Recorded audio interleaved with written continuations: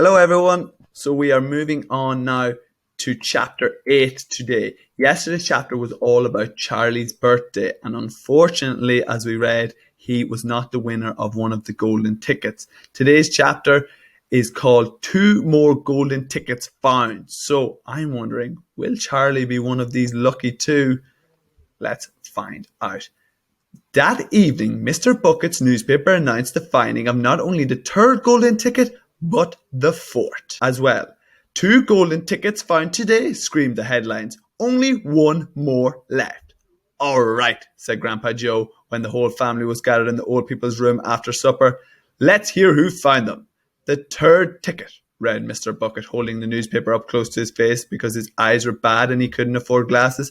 The third ticket was found by a Miss Violet Beauregard. There was great excitement in the Beauregard household when our reporter arrived to interview the lucky young lady. Cameras were clicking and flash bulbs were flashing and people were pushing and jostling and trying to get a bit closer to the famous girl.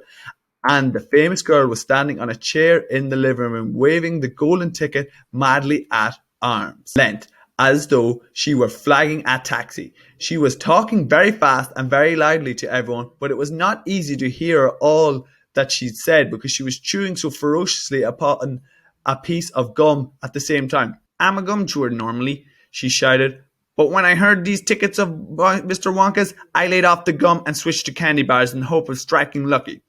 Now, of course, I'm right back on gum. I just adore gum. I can't do without it. I munch it all day long except for a few minutes at mealtimes, when I take it out and stick it behind my ear for safekeeping.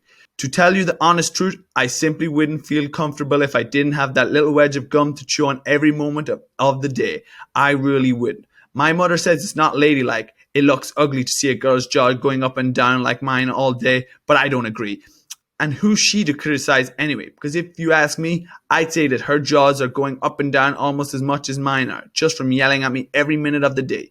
Now, Violet, Mrs. Beauregard said from a far corner of the room where she was standing on the piano to avoid being trampled on by the mob. All right, Mother, keep your hair on, Miss Beauregard shouted. And now, she went on, turning to the reporters again, it may interest you to know that this piece of gum I'm chewing right at this moment is one I've been working on for over 3 months solid. That's a record, that is. It's beaten the record held by my best friend, Miss Cornelia Prinzmental. And she was mad. It's my most treasured possession now, this piece of gum is. At night, I just stick it on the end of the bedpost and it is as good as ever in the morning. A bit hard at first maybe, but it soon softens up again after I've given it a few chews. Before I started chewing for the world record, I used to change my piece of gum once a day. I used to do it in our elevator on the way home from school. Why the elevator? Because I like sticking the gooey piece that I just finished with onto one of the elevator buttons. Then the next person who came along and pressed the button got my old gum on the end of his or her finger. And what a racket they kicked up. Some of them. You could get the best results with the women who have expensive gloves on. Oh yes, I'm thrilled to be going to Mr. Wonka's factory, and I understand that afterwards he's going to give me enough gum to last me for the rest of my life. Whoopee, hooray! Beastly girl, said Grandma Josephine. Despicable, said Grandma Georgina. She'll come to a sticky end one day chewing all that gum, you'll see if she doesn't. And who has got the fourth golden ticket, Daddy? Charlie asked.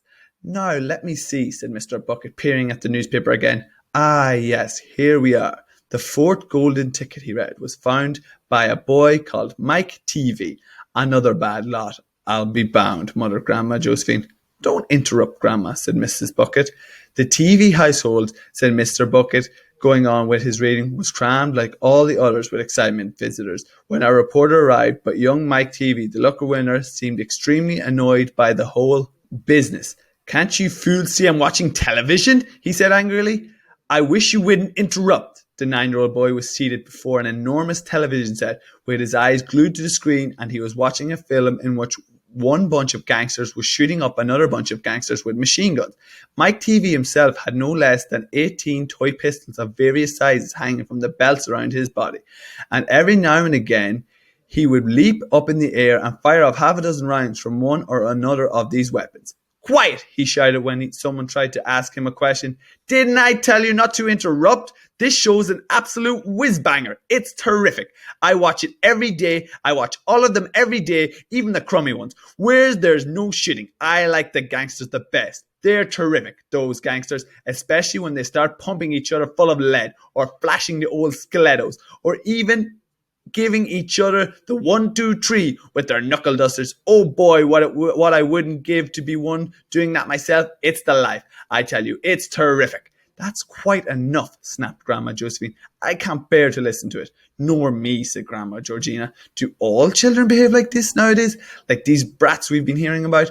Of course not, said Mr. Bucket, smiling at the old lady in the bed. Some do, of course. In fact, quite a lot of them do, but not all. And now there's only one ticket left, said Grandpa George. Quite so, sniffed Grandma Georgina. And just as sure as I'll be having cabbage soup for supper tomorrow, that ticket will go to some nasty little beast who doesn't deserve it. So, that is the end of chapter 8. So we find out the next 2 winners. And again, they don't seem like the nicest of children. They don't seem like they're very grateful for the opportunity they've got. And it definitely is a sore one to take for Charlie. He's definitely quite sad about it. But we don't hear too much from Charlie. We're hearing a lot from his parents and his grandparents. So Monday's chapter will be called Grandpa Joe Takes a Gamble. So I'm not sure if you know what the gamble means. So it's to take a risk. So Grandpa Joe is going to take a risk in chapter 9. So I'm very, very interested to see what happens on Monday. So thank you very much for listening in again this week, and we'll continue on Monday. Bye.